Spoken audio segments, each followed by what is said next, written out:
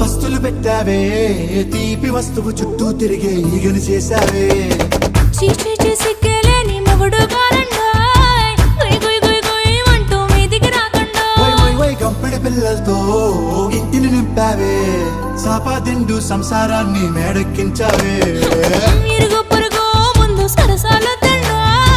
గట్టి పడుకోరే కుక్కలాగా మీ వాళ్ళు ఏం చేస్తాం ఎక్కేస్తాం ఇట్టాగే డాబాలు